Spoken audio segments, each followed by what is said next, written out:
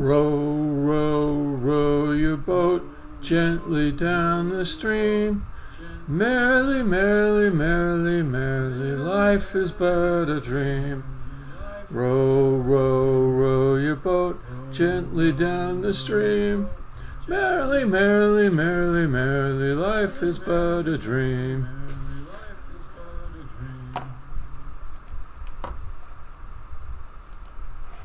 Hey everybody, I'm Eric. I'm making a game. I'm also doing kind of pointless things just for my own amusement, which is a nice split in my nature, because I get really serious about getting things done, and but you gotta leave some time to screw around too.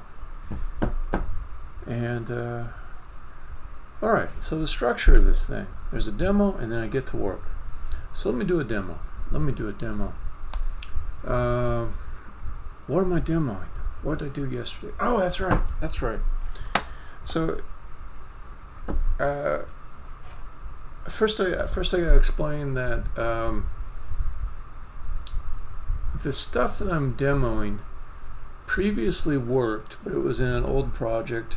I moved it to the new project, and the thing I'm demoing is that the thing that was broken and lost for so long has been recovered, or resurrected as I call it. That's my verb I apply with some consistency to all the features which I'm pulling out of the old source and getting to work inside of the new project. But I did this stuff months ago. I had it working. I'm fighting a little bit to get back to the status quo, and it's not actually getting back to exactly the same spot. It's getting to the same functionality I had before, but contained inside of a well-engineered, maintainable project that I can keep adding to without causing problems. And I sorted out like the loading scheme for loading different scenes, and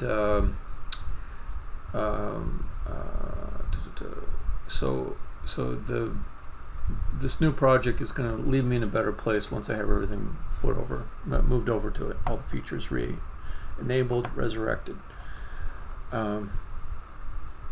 Also, I really hate the phrase "as it were." When people use it, I don't think they really attach a meaning to it other than that it's like they're being imprecise, but trying to sound clever about being imprecise, or like you say something and it might be a little bit different than what you actually described, so you say "as it were" on the end of it. And so like I could say I left the boxes in the storage facility, as it were. And it doesn't really convey any extra information to say "as it were" at the end, but some people like to throw that in. Anyways, yeah, I find it cloying. That was a ridiculous tangent. Let's keep moving. Okay. So in thumbnails, this kind of shows what I've been up to each day. Self-decorating blocks. That's what I did yesterday. So let's demo that.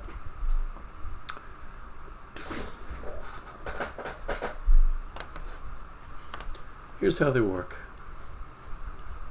Every level has got a definition of strata, which is what textures will be applied to certain kinds of game elements at different elevations. So if I take this block, which is a wall block, and I move it down, whoops, let's get it to snap.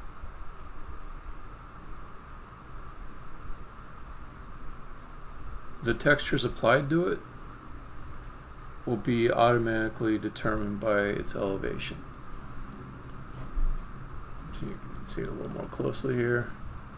I move this block up one, suddenly it's got this bath tile texture to it. If I move it down, it gets this kind of simple metal texture.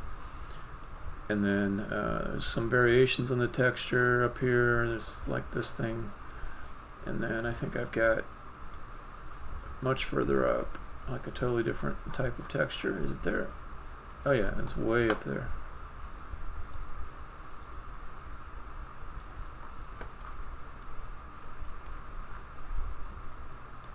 So yeah, it gives some variety. This whole strata way of automatically applying textures at different elevations, it also helps orient the player when they're inside of these levels and they need to kind of figure out, like, if I fling myself across the room, where am I going to land?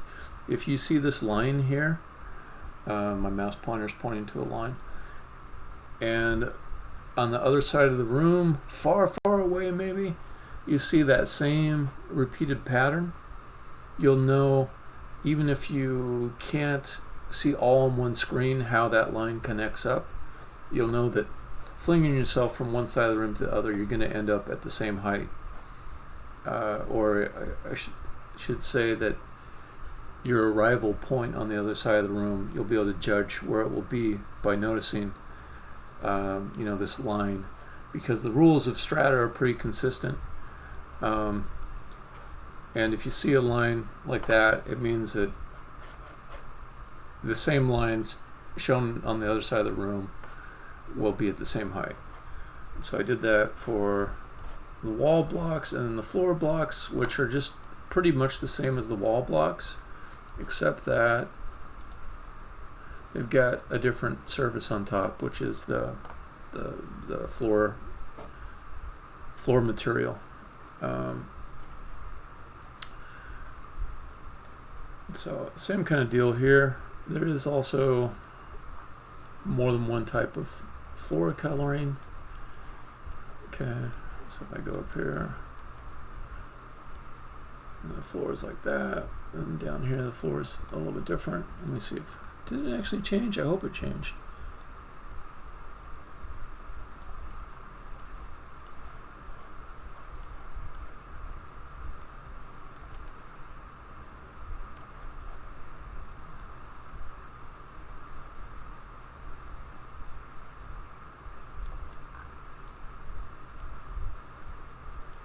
I don't know if it actually changed.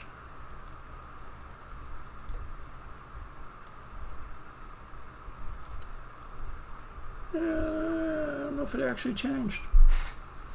Okay, I might have to start the session with debugging that. But, actually, I'll keep explaining how the strata system works, and I might uncover the bug while I do it. So inside of the scene, I added an object called editor, which will build out it'll build out of the player when I build a player. Okay, so I've got two materials here, one for floor A, one for floor B. Let me just see what they look like.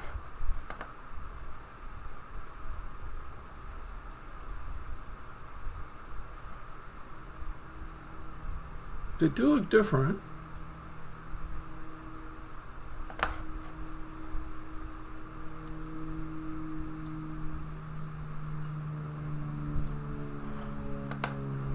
So either the materials have like the same texture, which I can fix, or the logic which assigns the texture is wrong.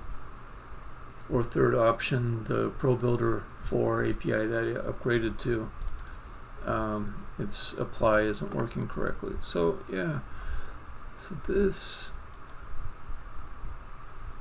looks correct. This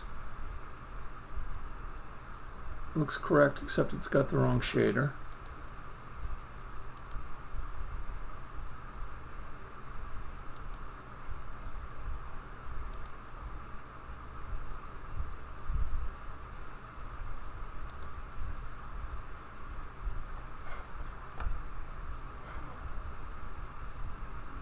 Yeah.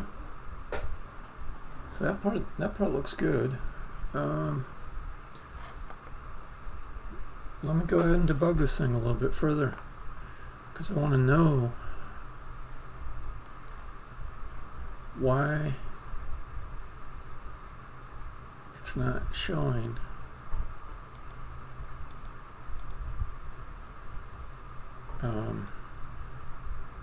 the expected texture.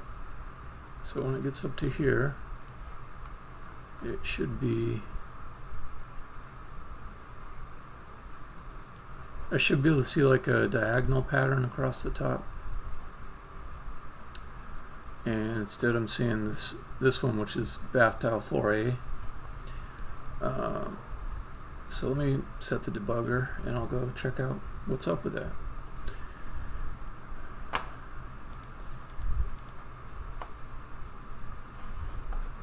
I'm usually pretty good at fixing bugs as I see them.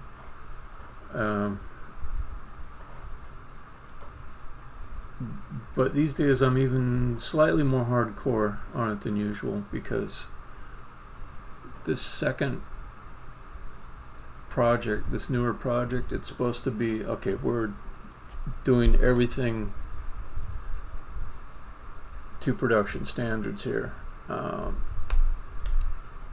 Like, this thing should be on the path to being a shippable game. I don't want like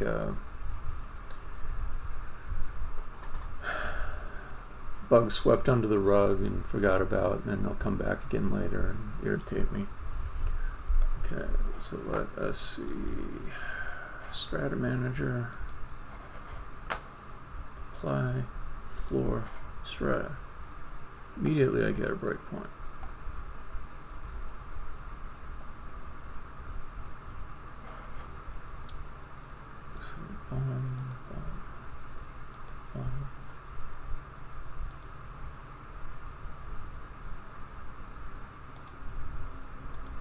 Top Y.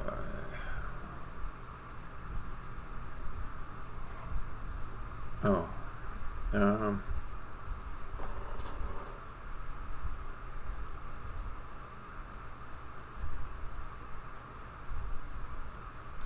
Look for that one.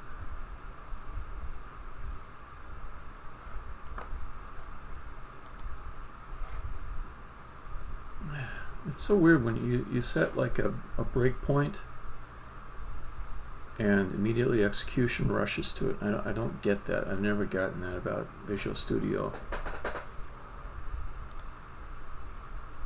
Okay, what is the strata code? 65A. Now, I would have thought it would be B. What's Y? Yeah, very high up there.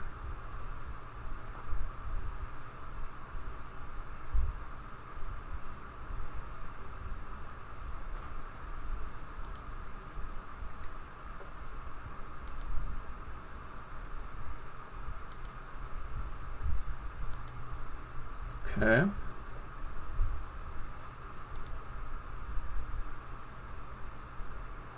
What's Y again? Oh, now Y is 0.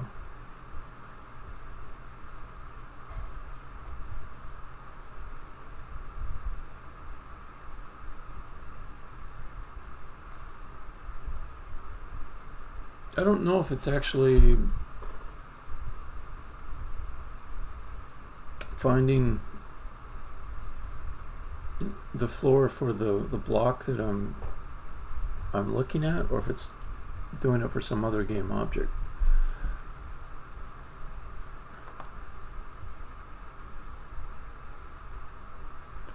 Let's see.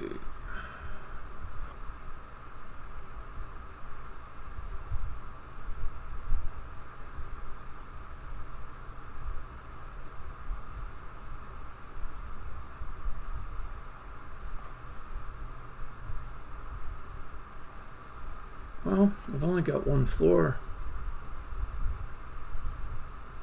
game object here. So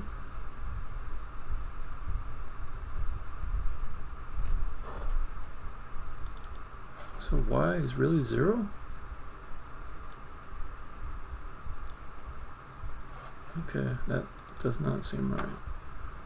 Okay, here. Okay. See the face.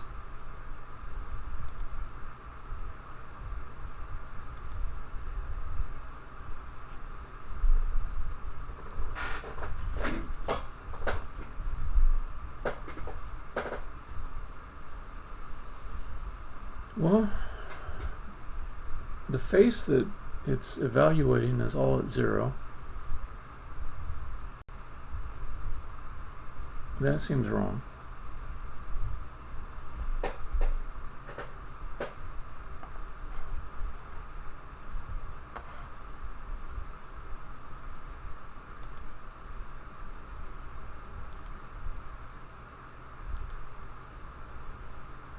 Okay, so that just returns O for out of bounds.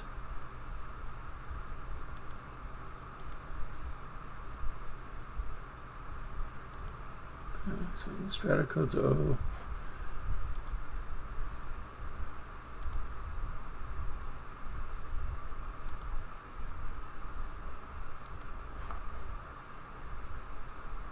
Okay, that's brushed metal.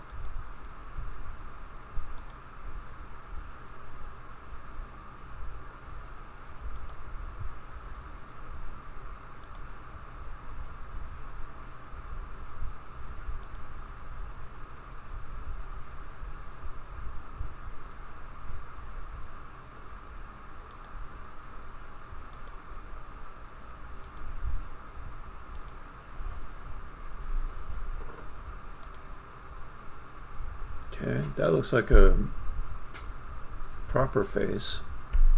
Wait a minute, is it? No, this one's also like really super low.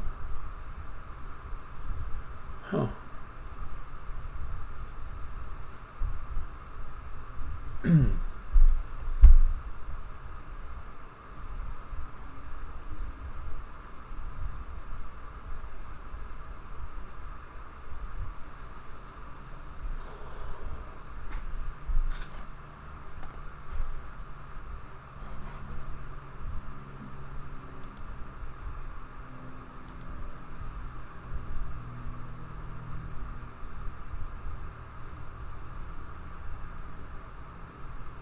Oh, what am I even looking at? 314 faces. I'm guessing this is the strata stick.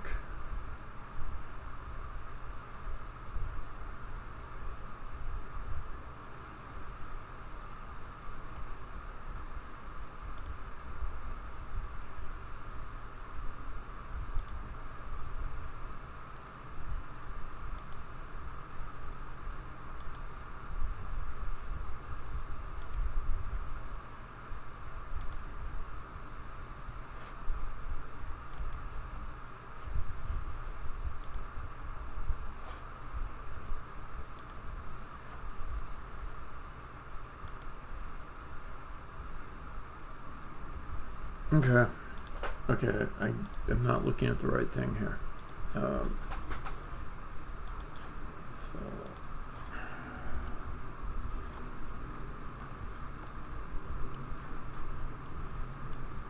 let me guess. So it's got floor decorator? Yes, okay. So it's weird to me though because I didn't make any changes to the strata stick, and the code ran on the strata stick.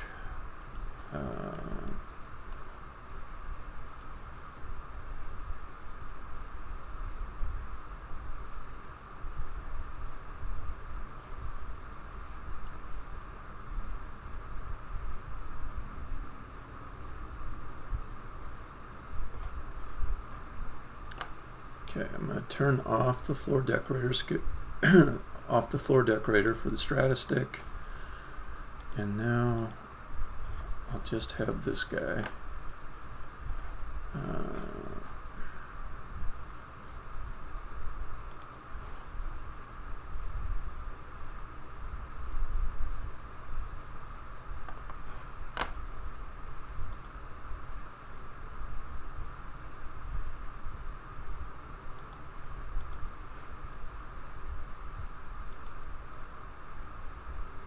Okay. Okay, this looks right.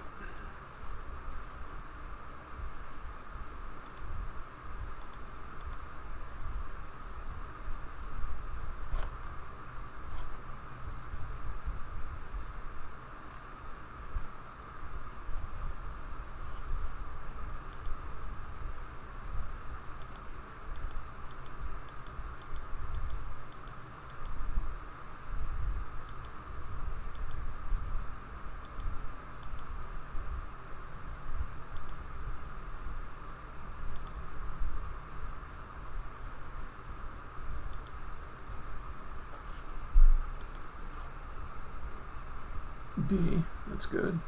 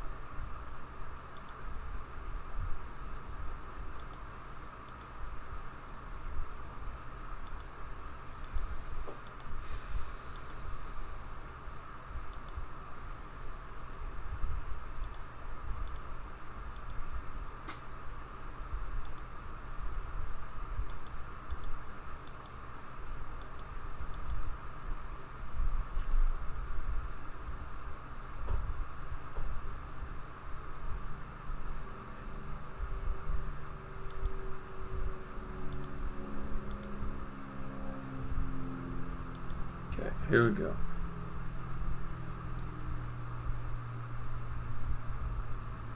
I'm expecting this to be B.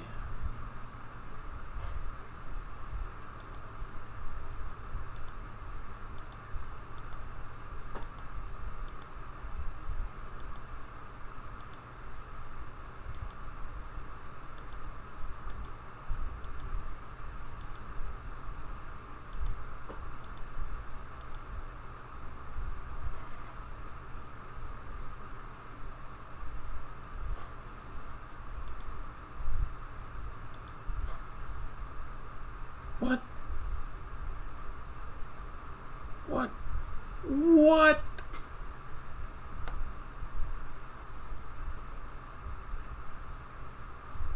Hey, what the hell are you talking about?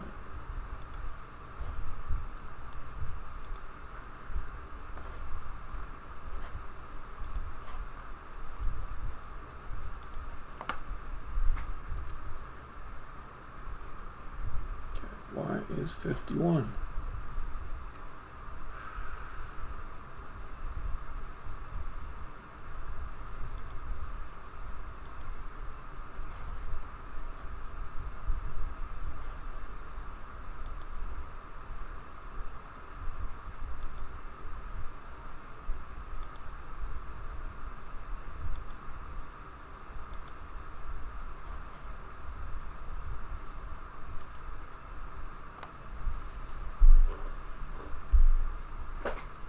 Oh, I do have it right on the edge, though.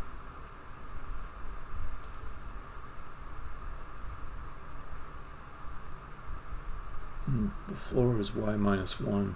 Okay.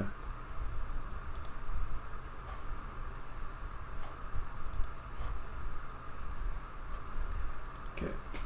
So let's move it up at 1.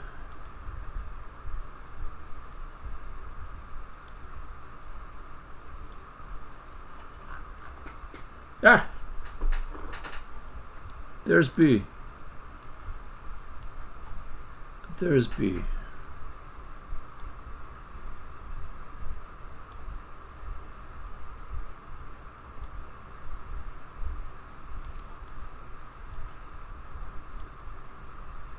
Okay, there's my floor. Did I do anything? I think I just changed some assets and maybe it picked up after that. Okay. Okay, so that's fine.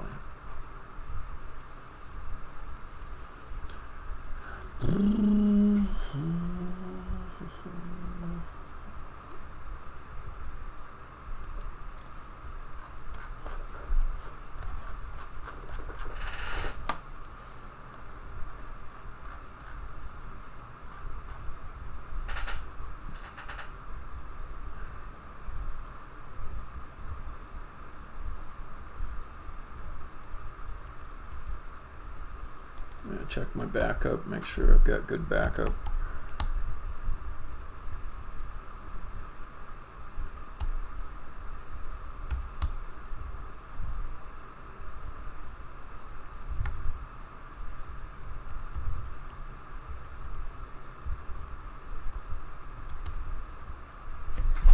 Okay.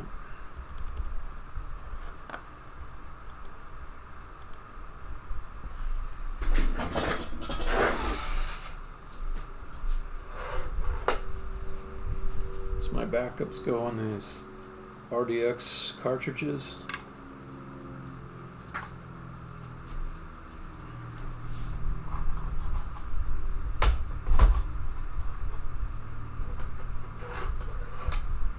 I've got 5 of them right now. And I just rotate through them. Actually, I want to get 2 more so I can just have 1 for each day of the week.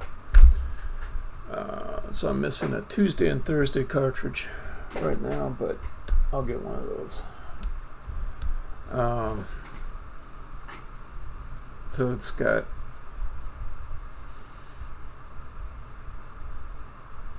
it's like a rsync job. Rsync is a utility built into Mac OS that synchronizes between source directory and a destination directory, and I just put the destination directory on the RDX cartridge. I have a cron job that runs it nightly while I'm asleep, and then after it gets done with the rsync, it does a binary diff against the contents of the source directory and the RDX. And if it passes, it outputs a nice little message that says, it's all good in the hood. And I know that my data is safe.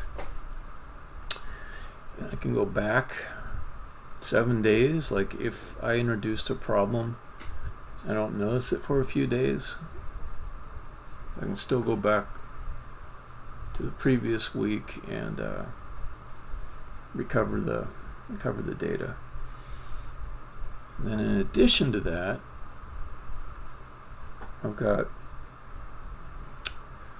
a more permanent archive where annually I might change this duration to be something more frequent than annual.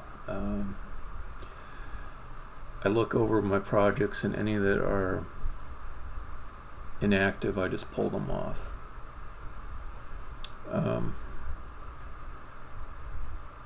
And then they just kind of become something historical I can go back to if I need to.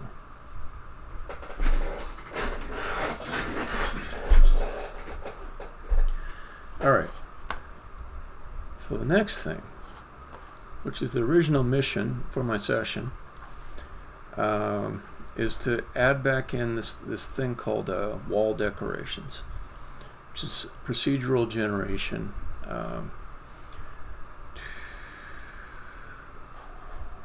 that adds some details to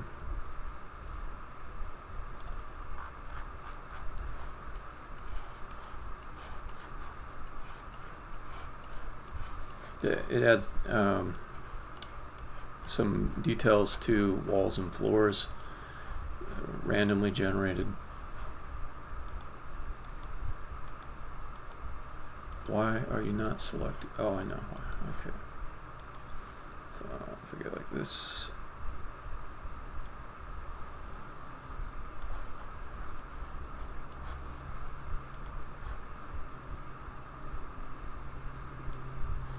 Ah.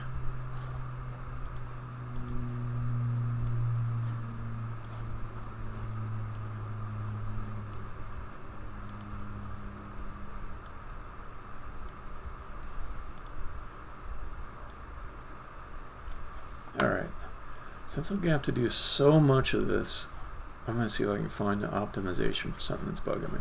So whenever I do a snap to, I have to hold down the option key to designate that it's supposed to snap to the nearest whole unit. I want to see if there's some way I can just kind of turn that on as a default so I don't have to keep on holding down the option.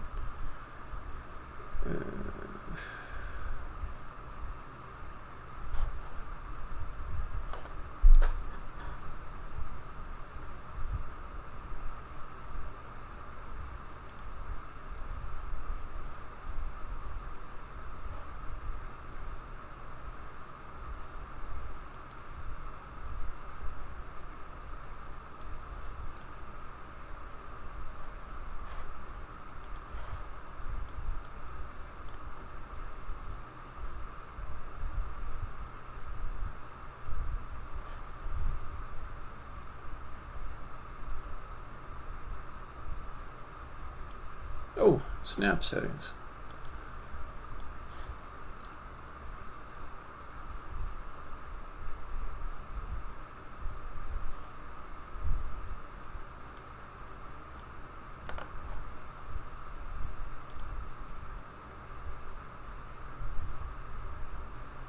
What does that do? I click on it and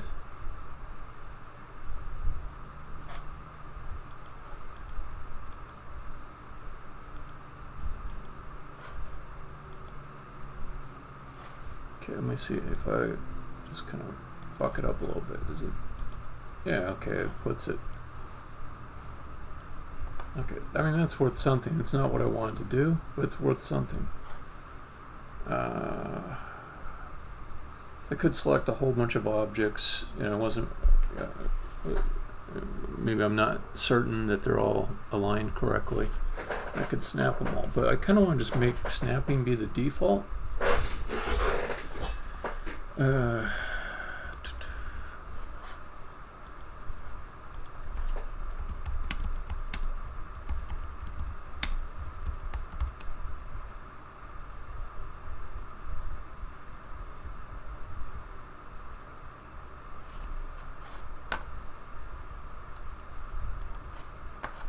Yeah, this one right here.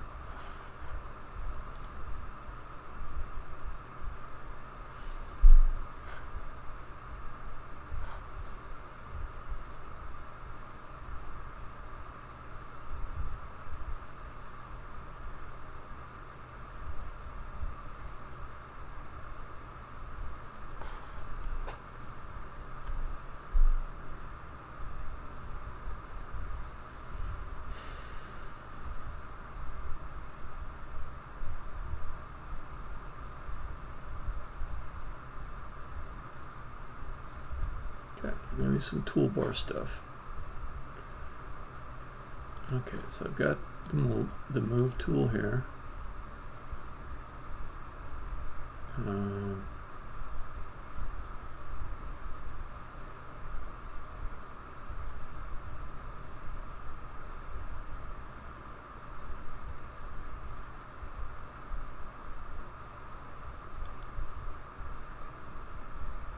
Can I change that to global?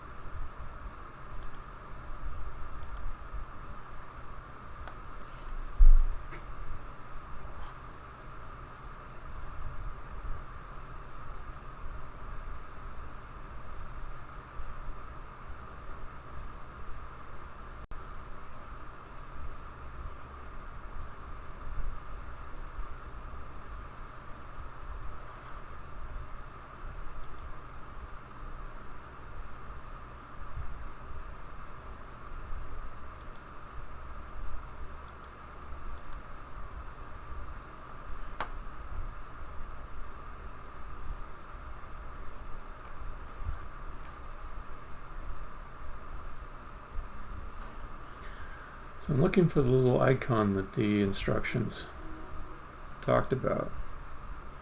I'm not seeing it.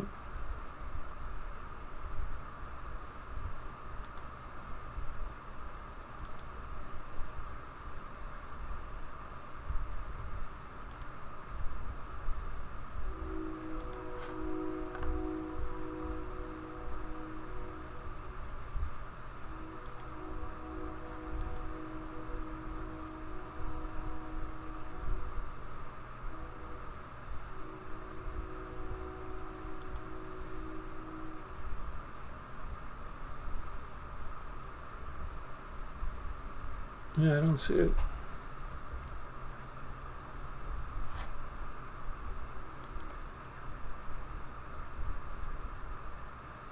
Could be I'm on a newer version of an older version of Unity. It doesn't have this. So what version? 2.19.1.14. Yeah. So let me see.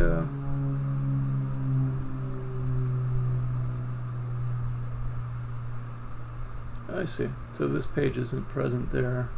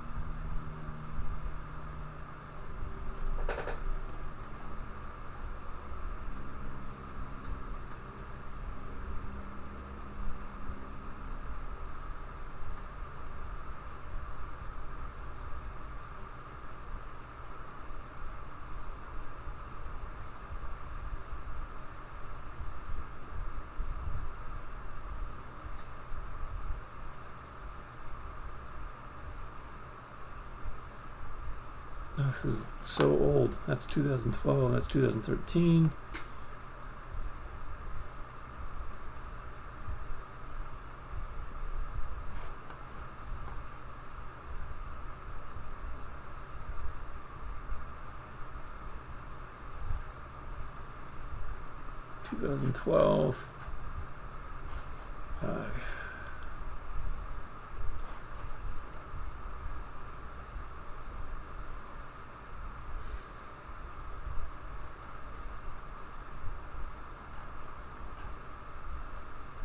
These are just older.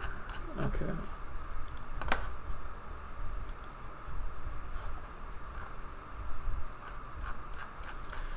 I do not want to put that ancient code in there. I suspect if I care to upgrade Unity later, I'll have this auto snapping feature there. All right. So maybe around the time I get real busy with making new levels, I'll upgrade Unity. Okay, so that was worthless. Well, not quite worthless. I have an insight on how to turn auto snapping on. I just don't want to follow it right now. Okay, let me put this back to how it was. And here's the thing. Decorate level is supposed to perform the decoration, but it needs some other objects there.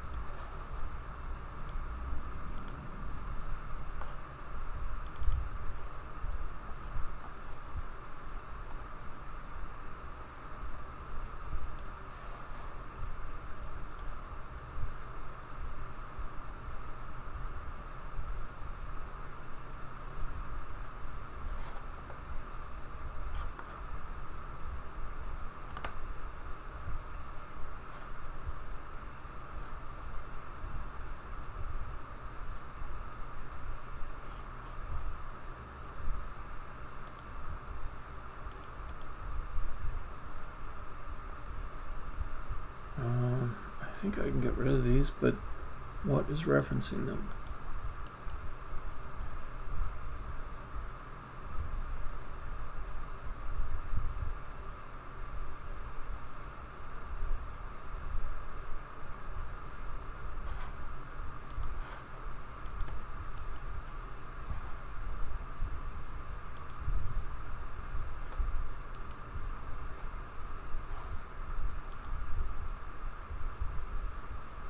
Got it. God, this new asset I installed is pretty cool. So I go to FR2 here, and I can see what's actually using it, and I know that it is this main purity thing.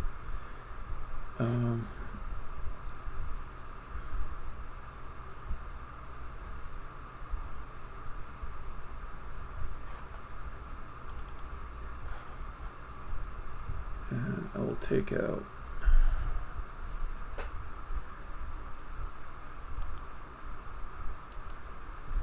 this guy.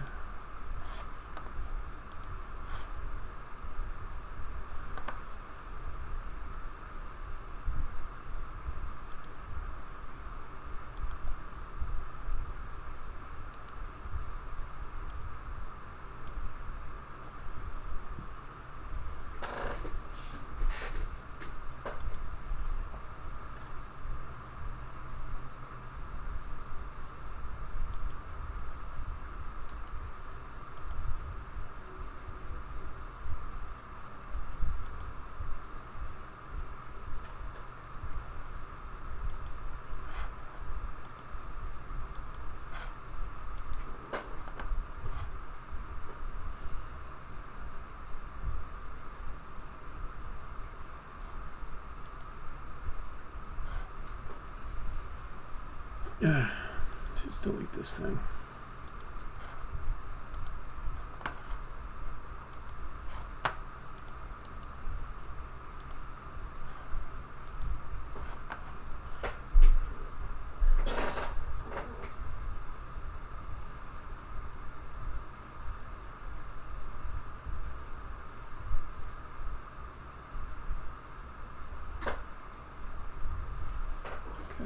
I should be able to get rid of this now. As soon as I delete this, see, before it was showing a 1 next to it, which would indicate something's using it. Now there's no 1 because I deleted the object that was referencing it. And this one now has nothing referencing it, so I can delete it too. Yeah. I think I'm really happy with my purchase of that asset, that third-party asset. What was it called? Find references. Find reference to. Yeah, that's good. I like it.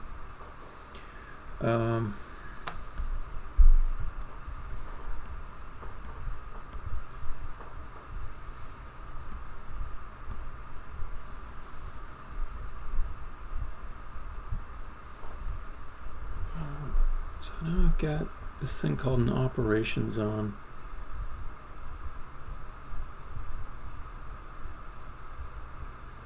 And what it does is it's like a box or a cuboid, and it defines the volume over which an operation will be performed.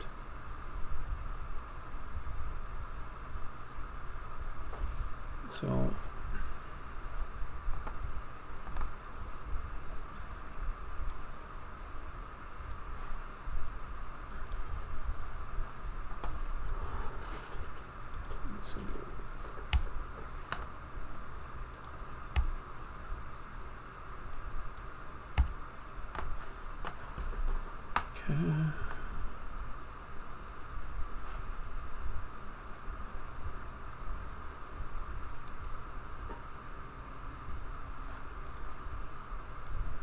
move this into the editor.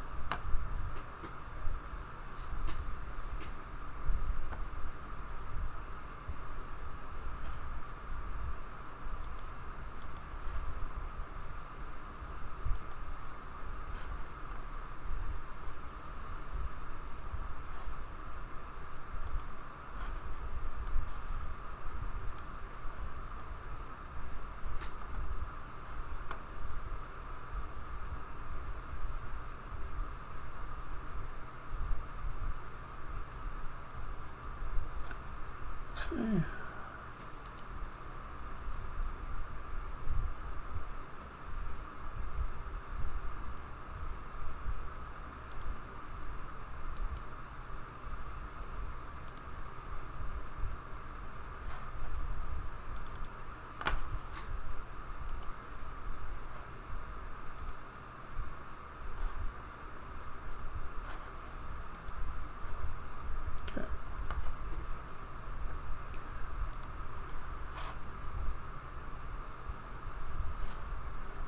Thinking of other stuff that I want to put here. There should be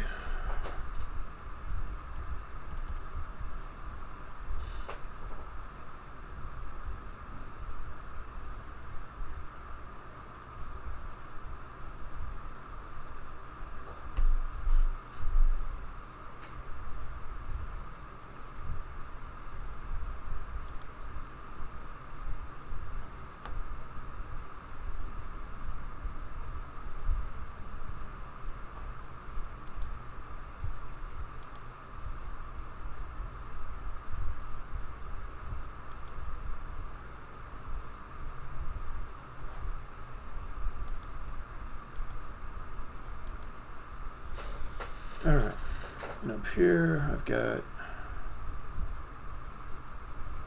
decorate level. Let me get this set up correctly.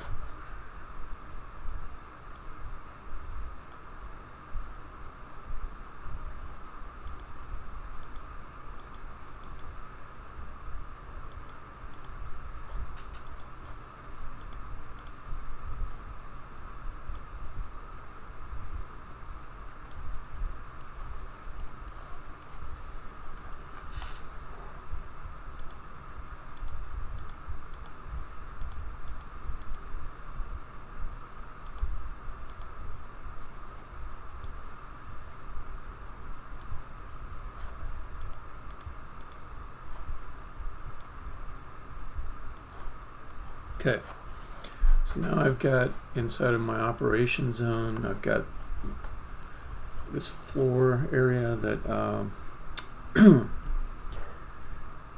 is basically, it's selected by my zone as this is what the operation should apply to. So I'll turn that off so it's less obnoxious, but it's still there, it's just not rendering. And then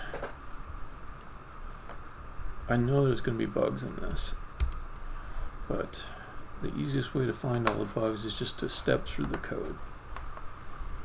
So let me see, where is that?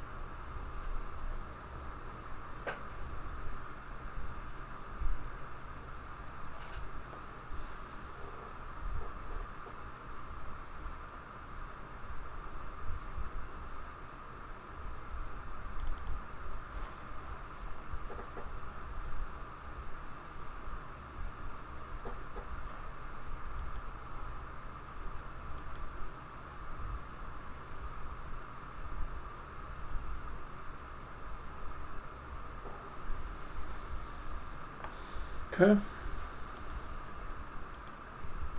All kinds of things should fail, but let's just see.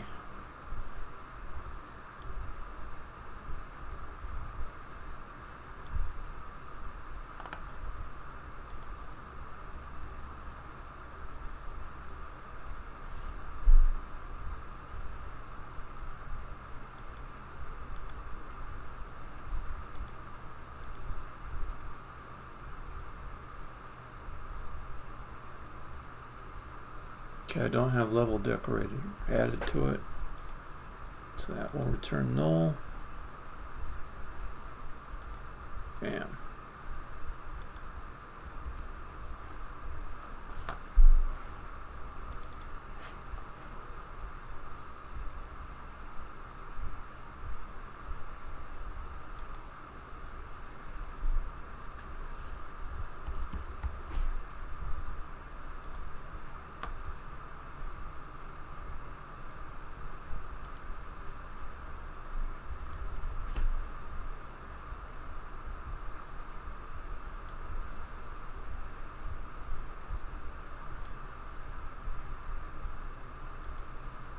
So might as well throw this in there too.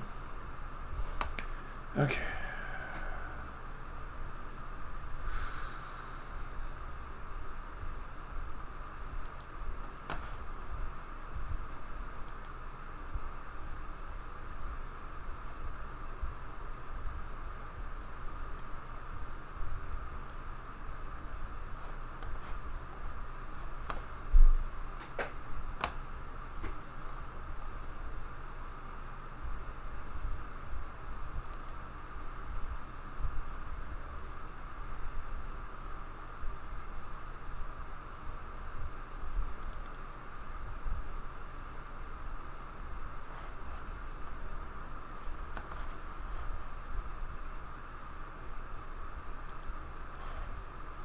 I think there's one more.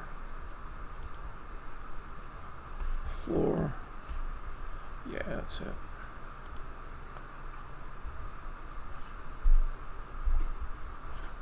Okay, so that.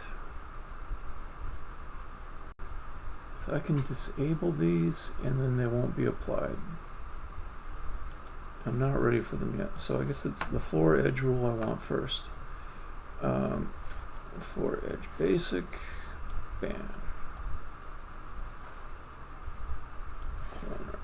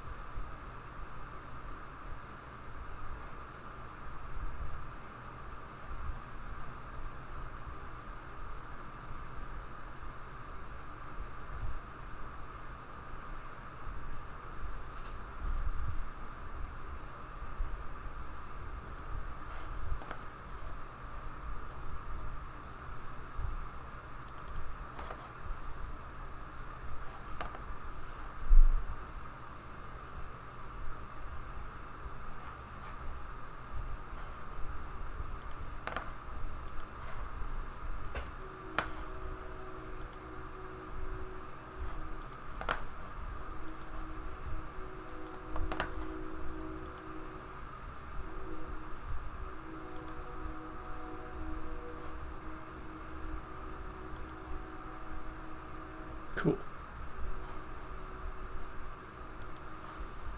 Getting further along.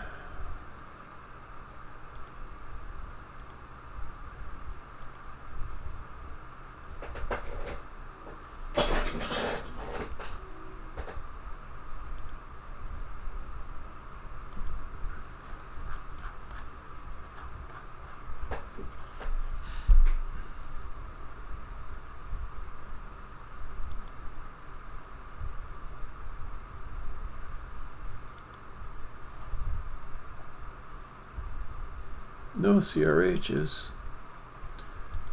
Okay.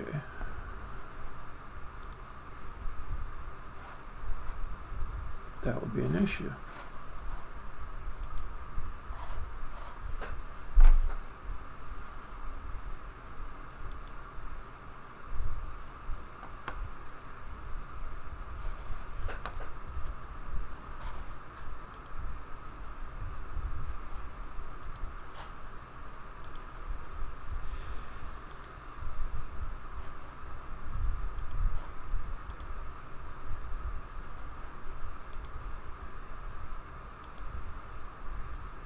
Oh, I don't have my depth scan object there.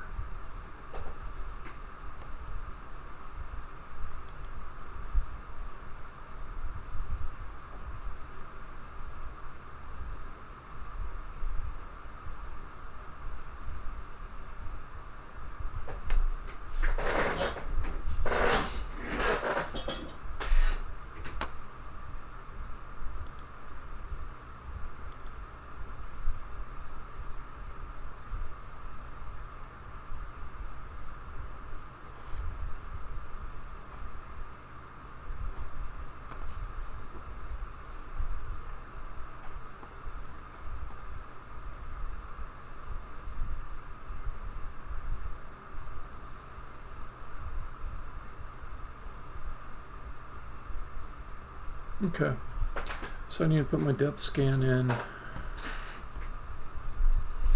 but I would have thought, like, oh, this is defined. Okay, that much is good.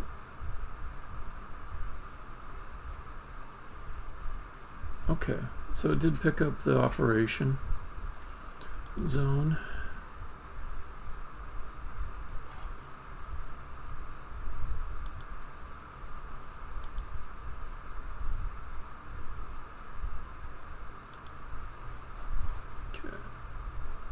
Good, good.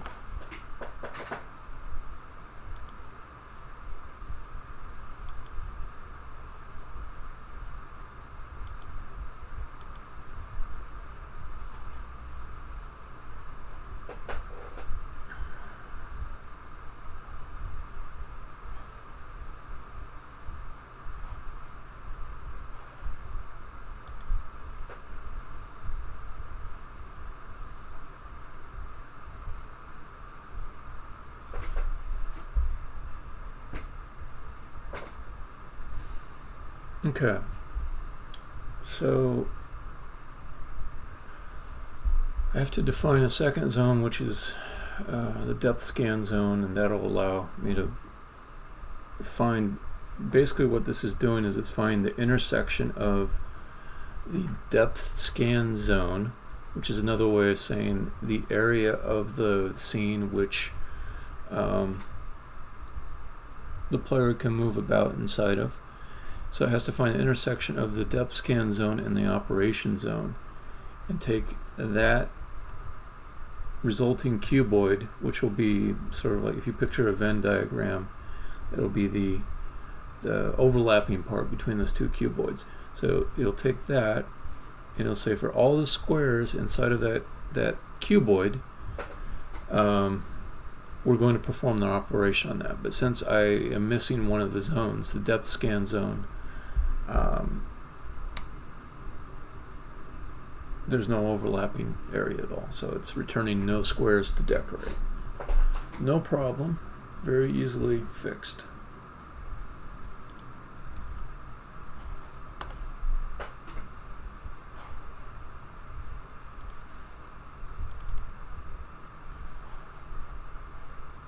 Also, I'm going to make a more friendly error here.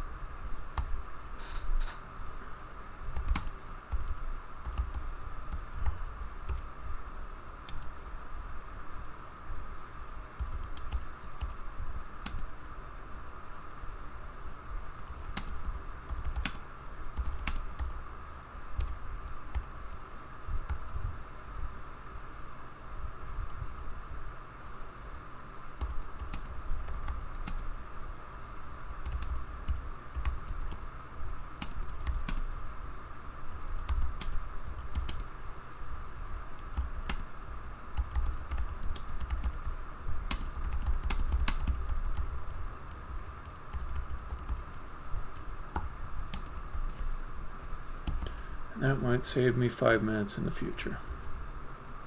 Or maybe it just subtracted 10 seconds and wasted them. Maybe I just wasted 15 seconds by typing that.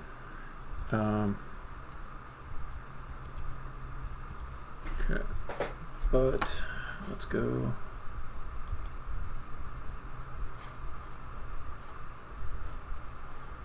into the editor.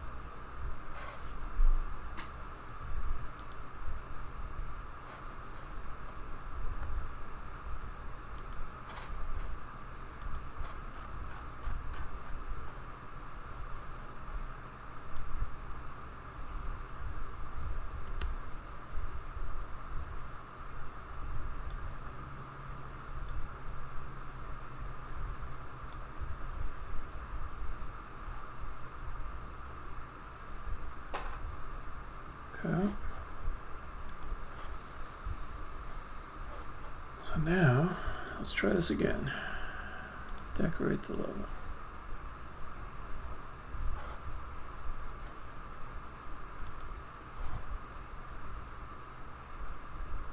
I have many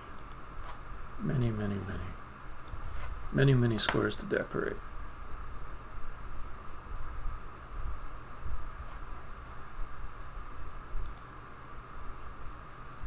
$385, does that seem right?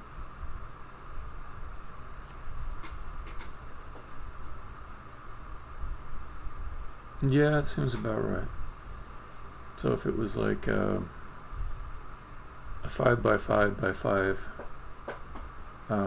cuboid, that would be 125 squares. Mine's a little bit bigger than that. Yeah, that's about right.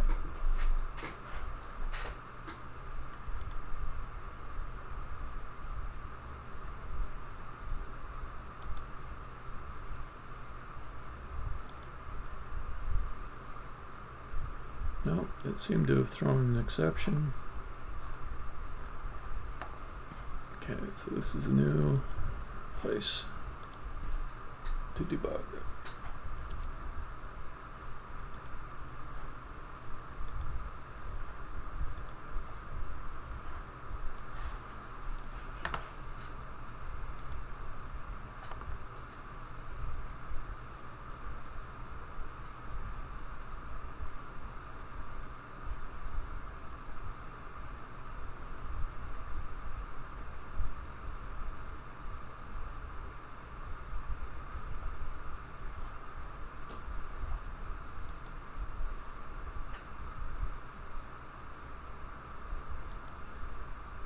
Yeah.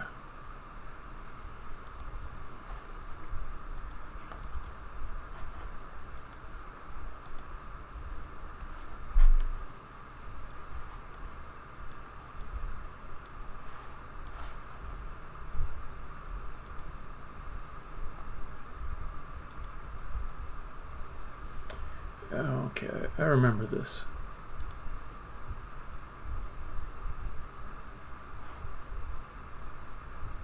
Okay.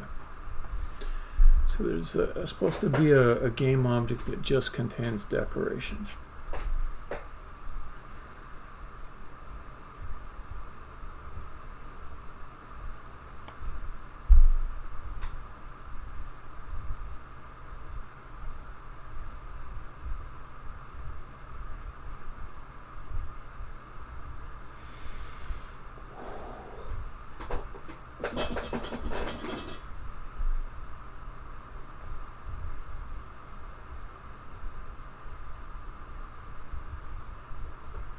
Oh man. Starting to feel tiredness kicking in, and I'm just getting started on this, which is a freaky thing. Because I hate ending the session without the mission being accomplished. I'm starting to feel tired. It's bad. Bad. Caffeine crash, probably. Alright, so the decorations path. It's expecting there to be a game object called level. And another one underneath it called decorations. So to play.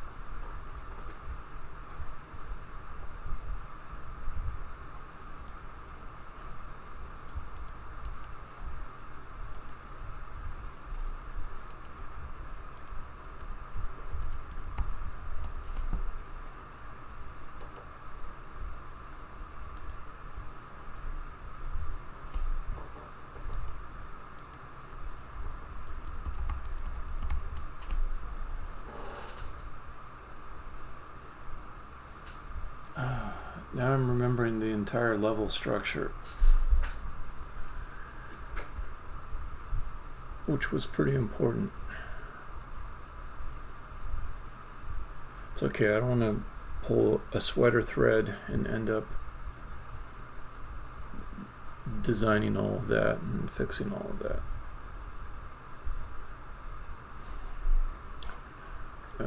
So just see if we can get it to work, and then come back, and if I want to revise this sort of directory structure that I've set up, I can do that later. Different session. Because here I just want to get this one feature working.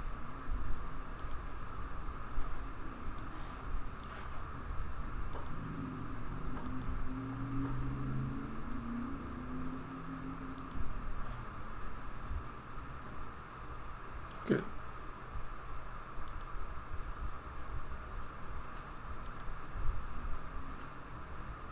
Okay, no children in it, meaning there's no decorations to clear. So that works. Whew, create board with heights. There's a lot of code in there. Let's see if it works.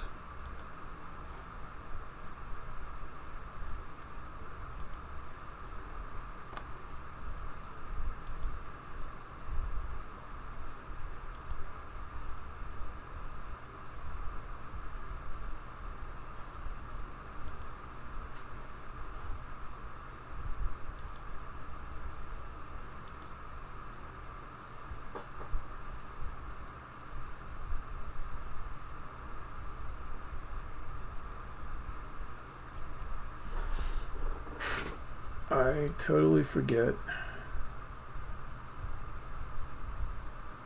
how this was supposed to work.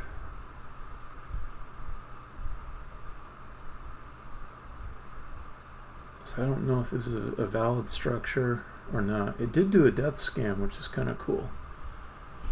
Because like it wouldn't have this information here if it didn't do this little ray casting exercise where it points a ray down at every square of the board and figures out like how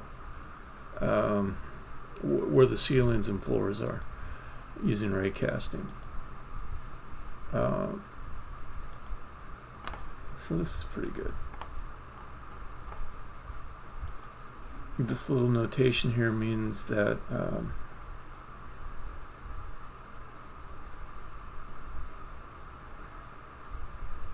found a floor And then up above it is the sky. Yep. Okay. Let's see what this does. Crash? Nope. 1 rule? 4 rules. Okay.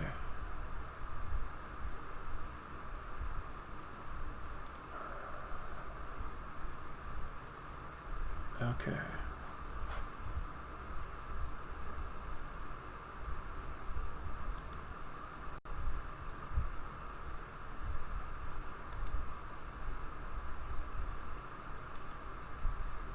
Which rule?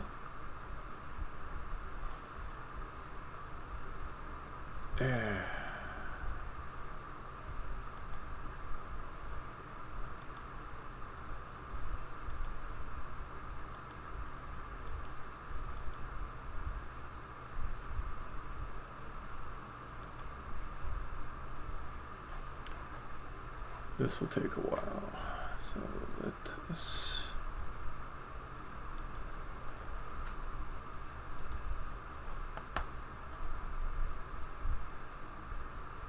This is the one I care about.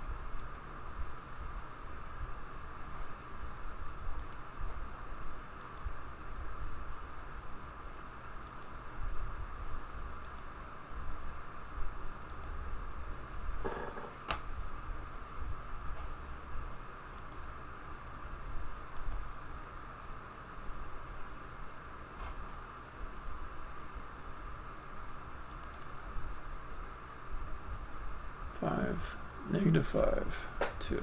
Okay.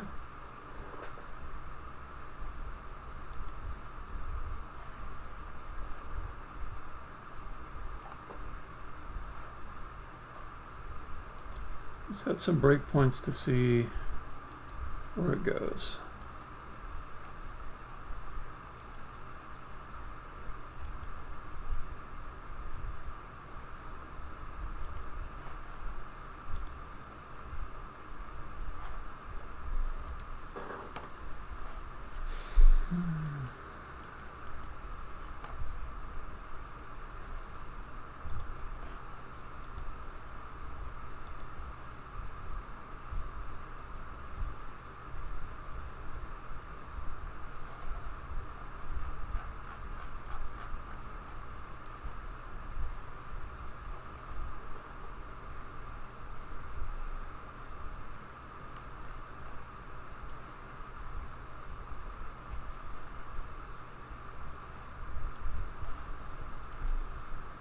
Alright, so let me fix a few things.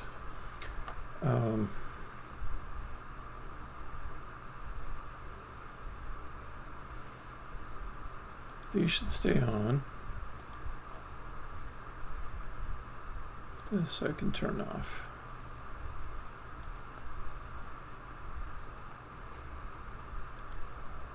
Okay.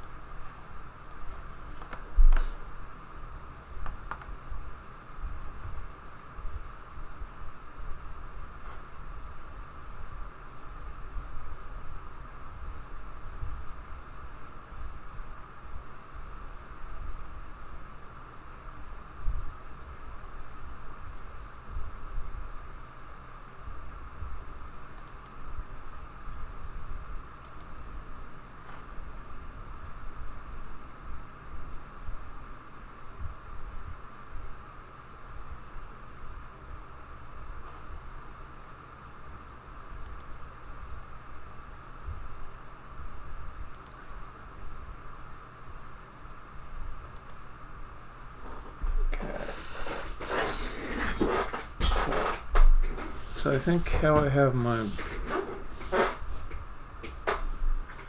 object's position, they're outside the valid range of column and rows.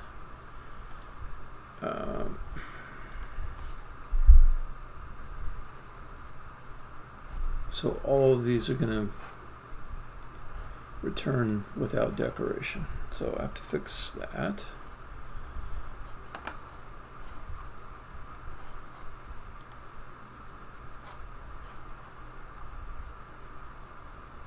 I'll set depth scan zone to 0, 0. And then everything else.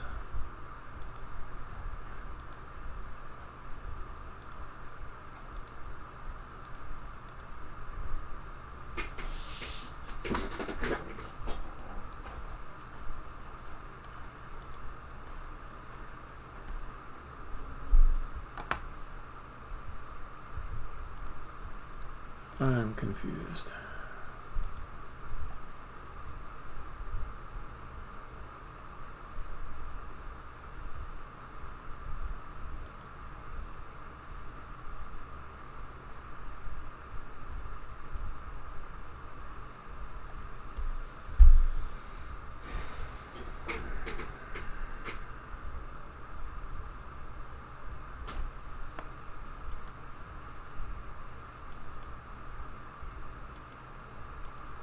So the editor is at 0, 0, 0. The depth scan zone is 0, 0, 0. So if I click on this guy, it's also at 0, 0, 0, but it's outside of the area defined by the depth scan zone, so I don't get that. I don't understand that.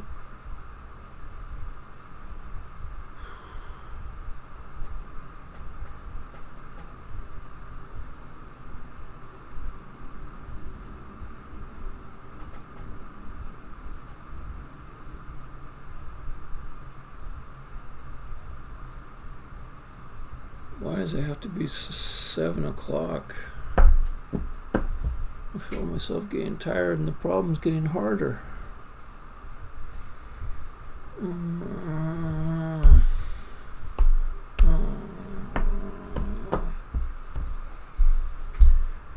Okay.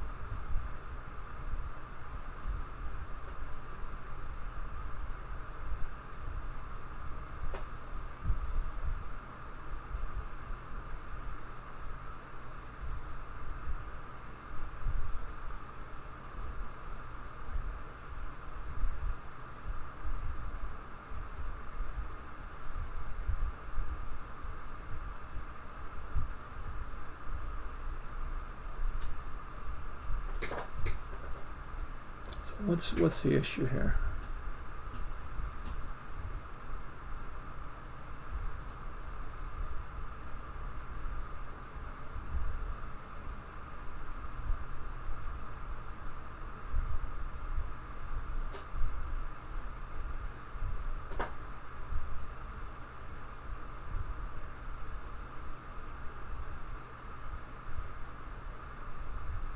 I believe the issue is that every single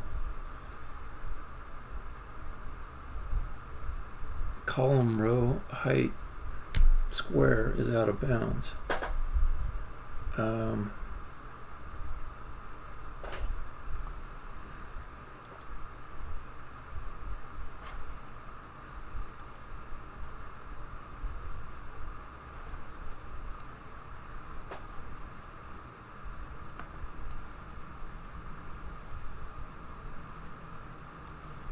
the other thing that's bugging me, or the thing which seems to be the cause of it, but I don't understand why, is that two different objects with their position set to 0, 0, 0 are being displayed in completely different positions inside of the world. So if I create some new cubes here,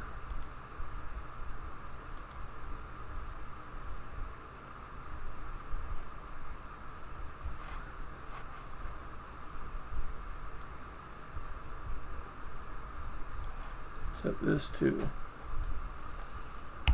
0.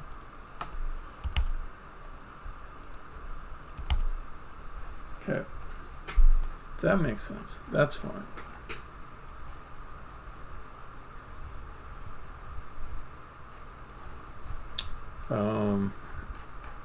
If I take the depth scan zone,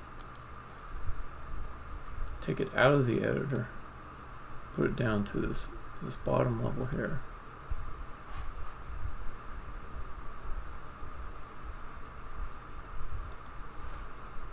I don't want to unpack this because I'll lose my prefab instance, which would mean that I won't be able to update it very easily.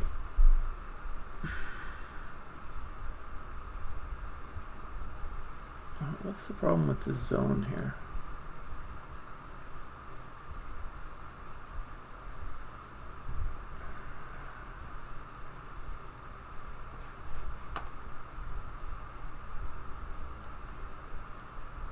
Well, I don't need to have it be at 0, 0 maybe. I thought I already tried this, but let me try it again.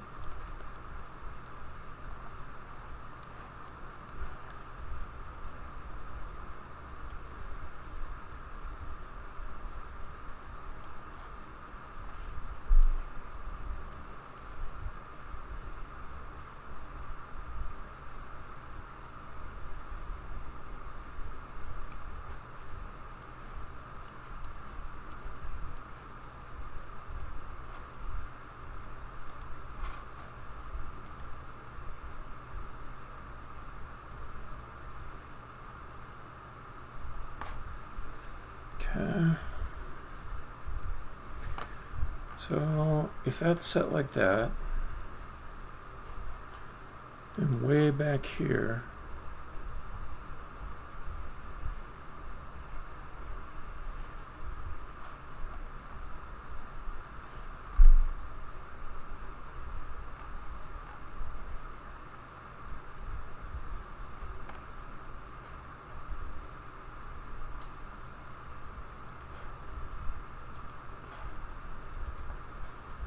should be able to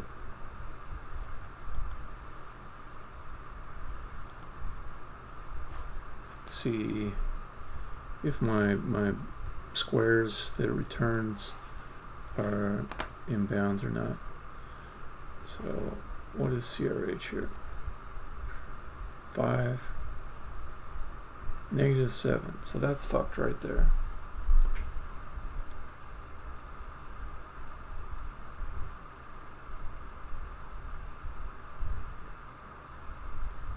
Because rows are supposed to be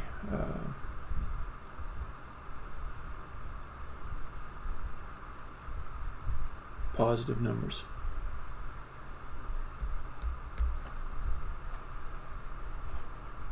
Min C, 5, max C, 15, min R, -7, max R, 0,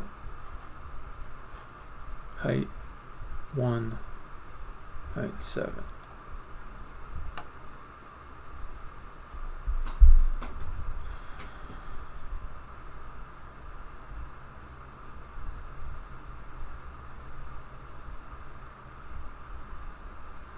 So normally I'd say it's just going to be caused by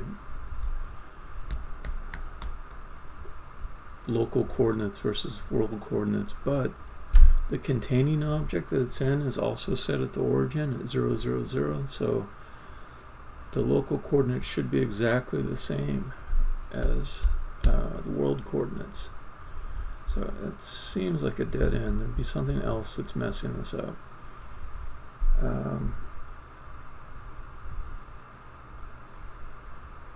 Like that center point or anchor point of the object.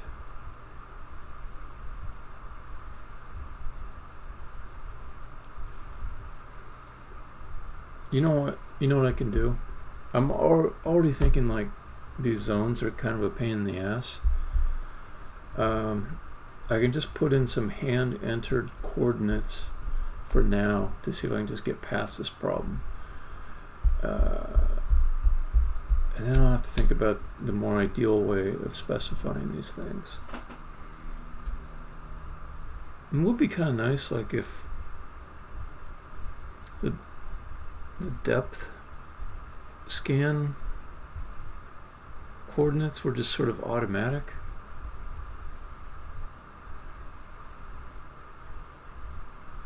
Okay.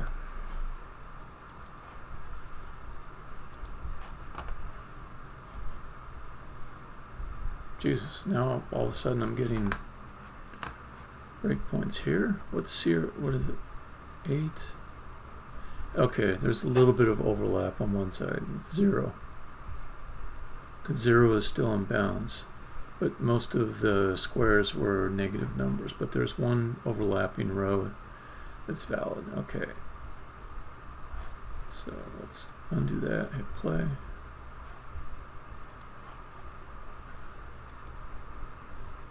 Okay, but other criteria were not met, so go on that. Alright, so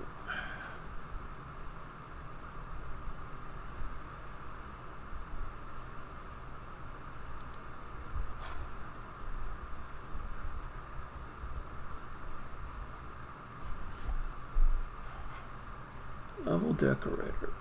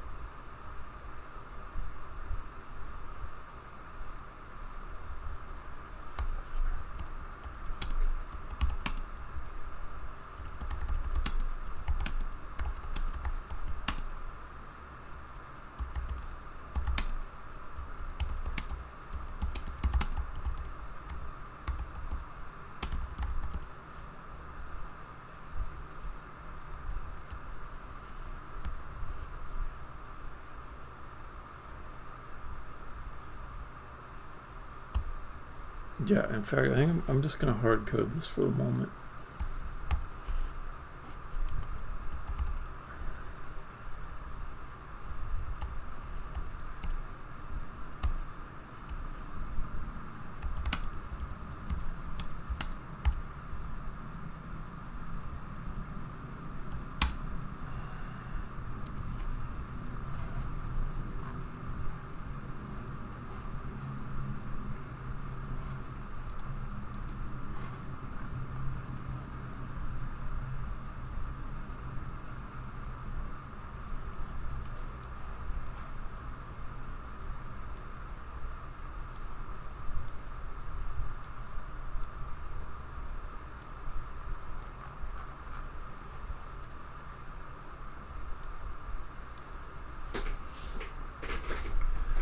Alright, so this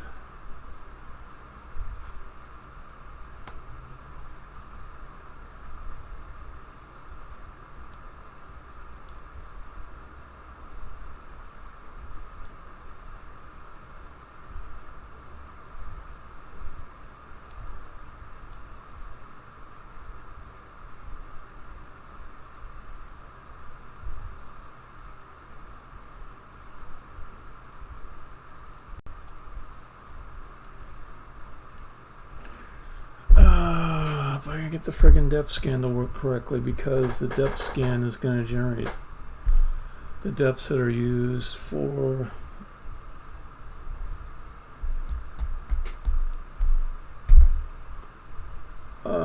God.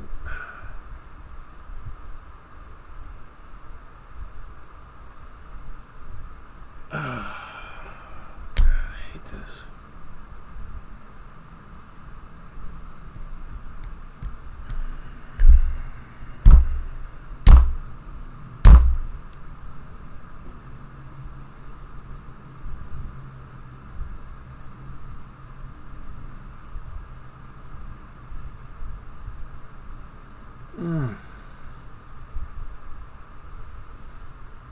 I gotta redefine my mission. I gotta pick one. For my own sanity, I have to redefine my mission. I gotta pick one useful thing to do in this session and get it done. The first mission, I'm just gonna abandon it, because this is getting deep. And I can see things that are just not working right, and I just don't know if I've got the gumption to do it tonight. So I'm gonna pick something else to do. This might be a better weekend task, where I've got fresh start of the day attitude and faculties, and many hours to get deep into it. So basically the whole coordinate system that I've got here is in question. And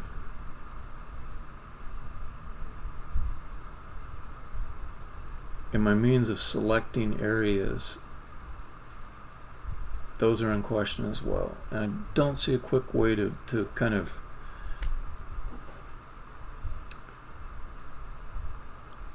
divide the problem off into one cleanly solvable chunk of work. It's all sweater thready. You pull a little bit and it just keeps coming, that sweater thread. And you think, I'll just pull a little bit more and I can get all of that thread. I can get all of that sweater thread. I'll just maybe just break it off, and then you try really hard to just break it off that sweater thread, and instead you pull like 3 feet of sweater thread. That's what I mean by sweater threading. That's the metaphor. So here's what I'll do. I will fix another thing that's been bugging me, which is extra materials and third-party assets that I'm not using, because they clutter up my little selector when I go and try to select a material. So that is an easy task that I can do when I'm kind of tired. And I'm going to do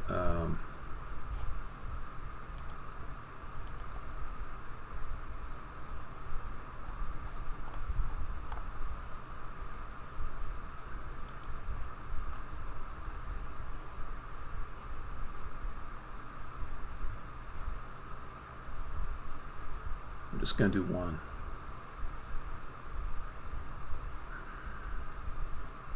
This is a good one. It's just chock full of materials.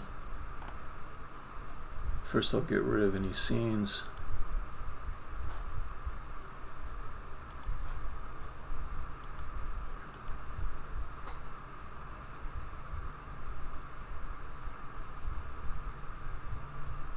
Okay, these are scenes, right?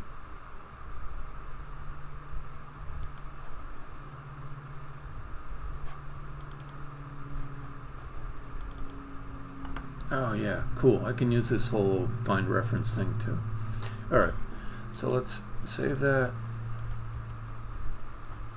Let's put this back how it was just a moment ago, since I'm not actually doing anything useful here yet.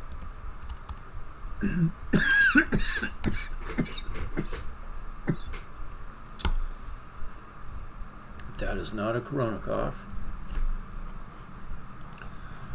I'm not riddled with COVID, I'm riddled with other bullshit.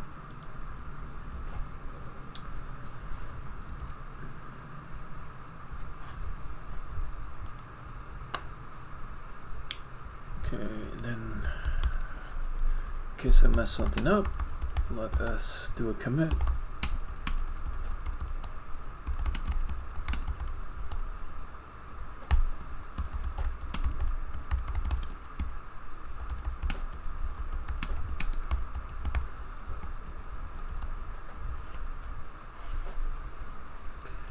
Alright, so delete these things. I go in here.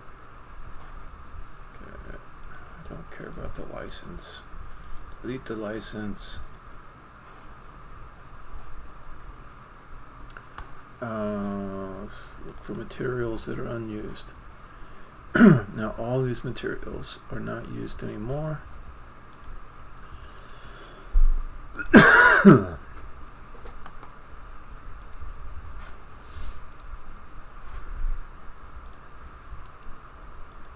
It's really a great tool, this find references.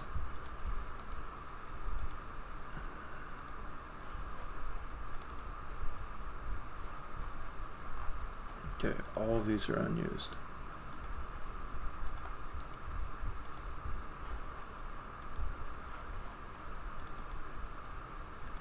All unused.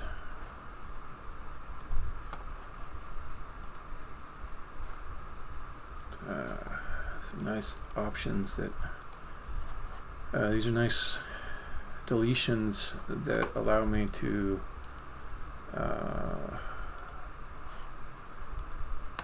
declutter the selectors from materials and other assets.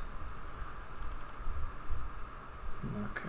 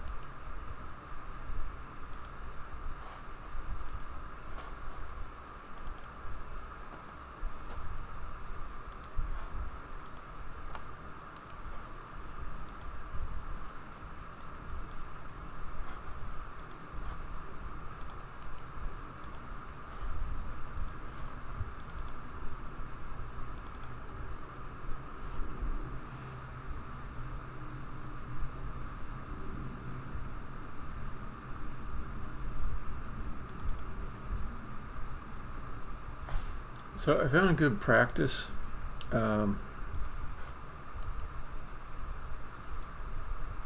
trying out third-party assets is to create a project other than your main project that you're developing in. Assuming the main project you're developing in is like something you're trying to keep clean and production ready.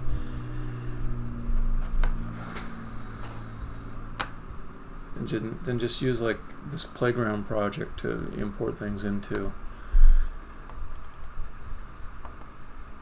Okay.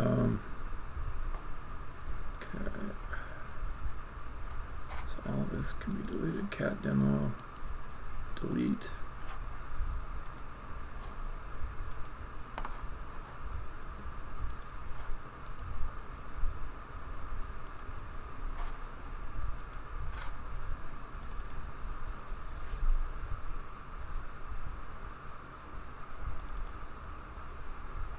Okay, now I got some stuff that's using this. Let's see.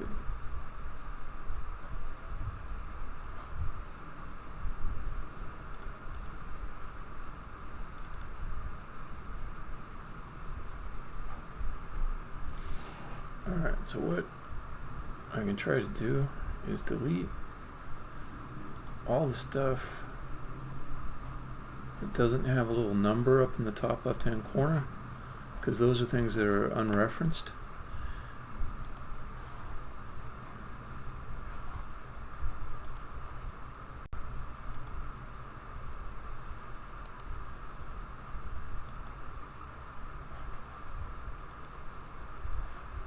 Okay. And it has a kind of a cascading effect that more things are no longer longer referenced when I delete them.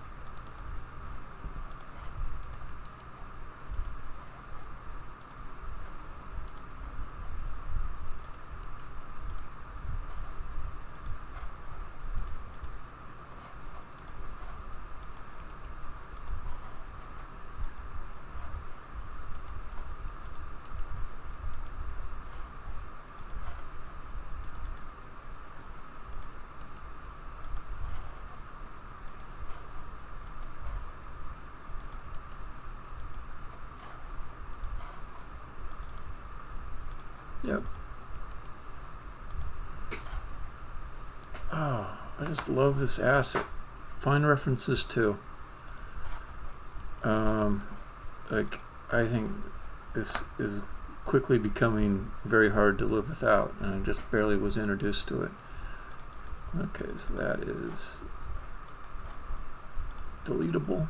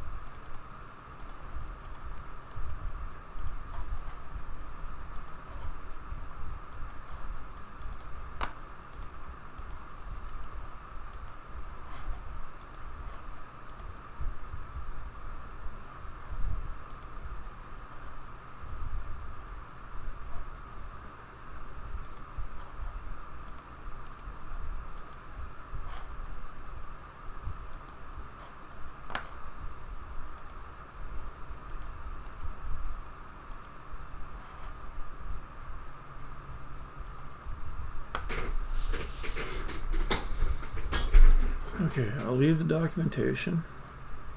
Editor, does that matter? Hold on to that. Scripts, hold on to that.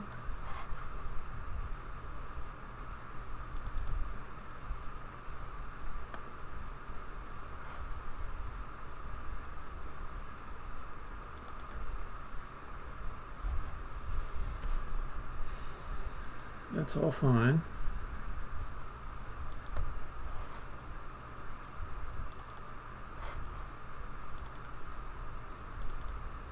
This one here is the one that I actually use all over the place. This comic book one. So the shaders aren't bugging me. I can have lots of extra shaders, and who knows, I might even use one of them. So it's really just all the extra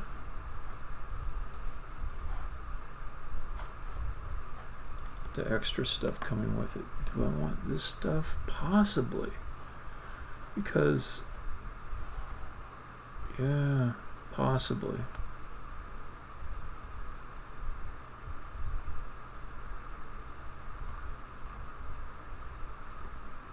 Probably hold on to that for now.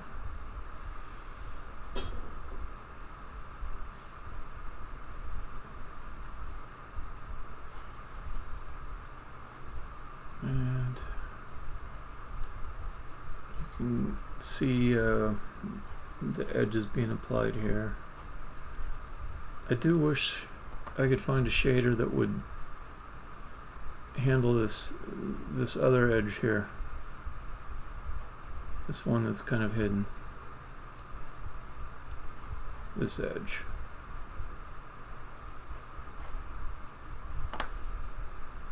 I would like William Cheer's awesome shader. William Cheer, Manifest Garden guy. I love his shader. He put in some work on that thing. It looks beautiful. It's glorious. I could probably reverse engineer it. He's been very generous with a description of how it works, and he's got some blog posts, and I don't think he just dropped the source code out there.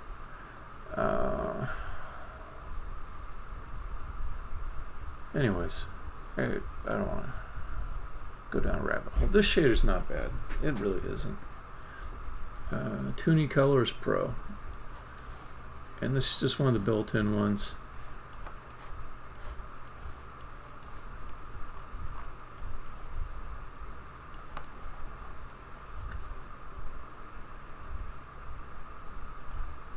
It has its moments. The sketching stuff is kind of cool looking too. You can apply like cross hatching to it and things like that. It's a little bit hard for those effects to consistently look good for whatever angle you might look at the surface in question at. Okay, I think I'm gonna call that a session because of my poor brain, and I'm feeling like a little bit rattled because it's super rare when I set a goal for a session I don't get it done in that session. But I did make progress. I did do some house cleaning here. I got the initial things that blocked the code from working inside of the level decorator to be fixed, and I kind of need to regroup a little bit, probably on a weekend, and figure out what I'm doing with the coordinate system. And to be honest, when it was all working in the old project, I didn't like it. Like, it was too fiddly.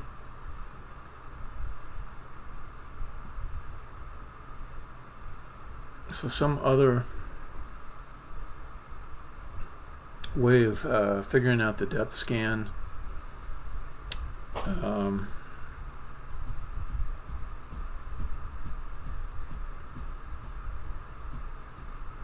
you know, what would be kind of neat is if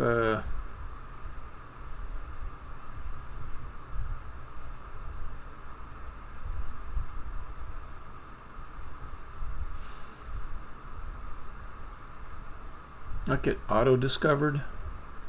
Like, if all it did is it just scanned through all the objects in the scene and took the maximum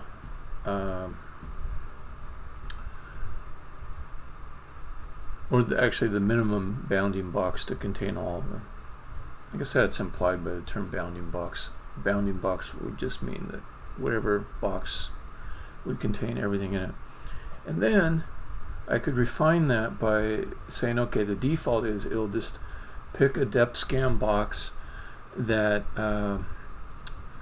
contains everything in the scene, but then I could create a new type of object, which is a bounding box excluder. Like, you could say that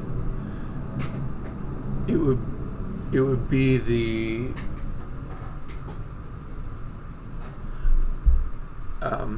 bounding box would get shrunk to be inside of any of these exclusion objects, and that would allow me to have, like, far off in the distance scenery objects that aren't included in the active play area, which is what the depth scanner goes over to see, like, what is the geometry that the player is going to be walking around inside of, and it quantizes it into squares, kind of like a chessboard. but three-dimensional. So I could do that, and then that would be the end of the fiddling. The other thing to do is, instead of having everything hard-coded,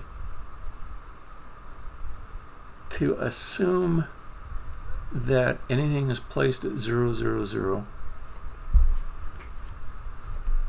I could have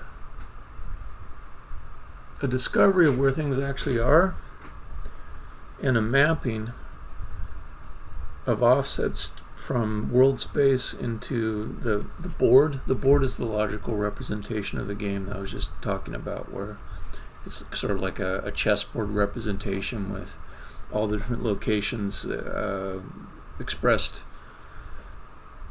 logically without like all the extra information about meshes and 3D coordinate systems and everything. So okay, so I could have that representation entirely decoupled from the origin, and then if I start a level and I just throw down some objects any place in the scene, they'll be discovered, and they doesn't matter if they're off at -500, -22, they'll be mapped into valid coordinates on the board. That's what I want to do.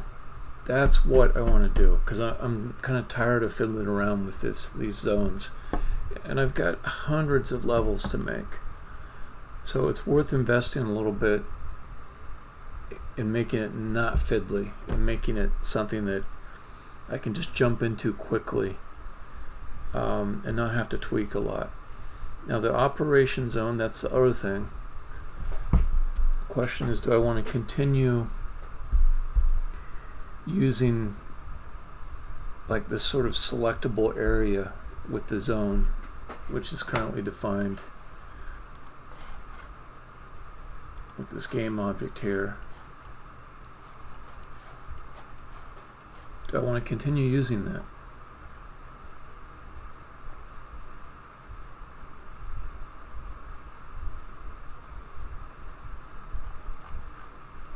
So it's good for times when I want to apply decorations to a limited area of the level instead of applying decorations to the entire level. Because sometimes I'll have one set of decoration rules that I'll use to to add little doodads onto the walls and floors. By the way, since I can't show you very well, let's see, medium, Eric, prop gen.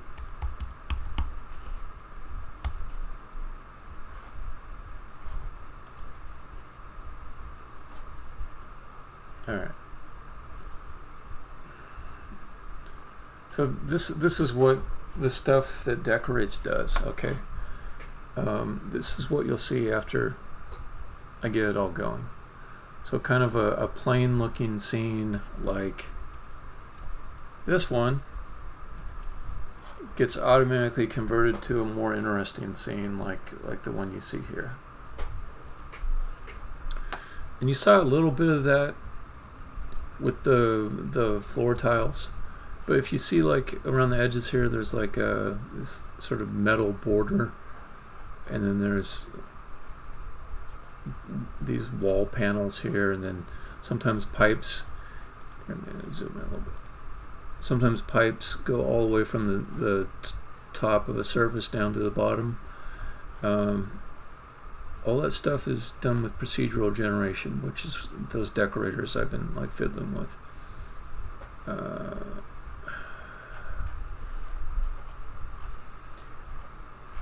If you're interested in some more stuff with procedural generation, take a look at this article here.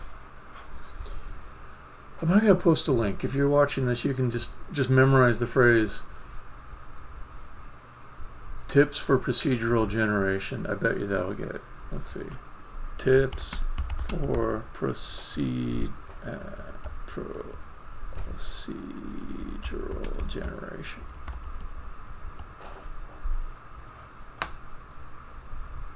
Oh, I don't have as much Google juice as I thought I did, apparently. But here it is way down here. It's still on the first page. If you feel like reading something that I wrote about this. Okay, so wrapping it up, my mind is abuzz with improvements I want to make to this whole coordinate system and selecting areas inside of it. But that is that's a medium size, that's a day-sized project. And I think I'm going to tackle it Saturday or Sunday, one of the 2 days. And tonight, my revised session goal, much less ambitious than the first one, was met. I was able to delete textures that are in materials and assets that I don't need from a third-party asset, which allows me to declutter my material selector quite a bit. So I still see a whole bunch of stuff from this other one, RPG character, but there's not so many anymore. I can kind of skim through this without too much trouble. Yeah, this RPG character one will have to go, but I'll leave that for later. Save.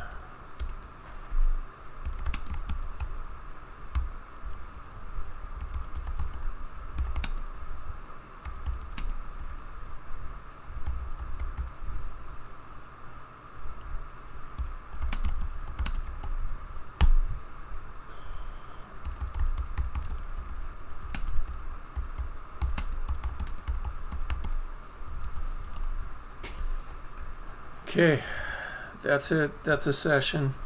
Thanks for joining me. Enjoy the rest of your day or evening or night or early morning. And I'll talk to you later. Stopping the stream. Stopping the stream. Stopping the stream right now.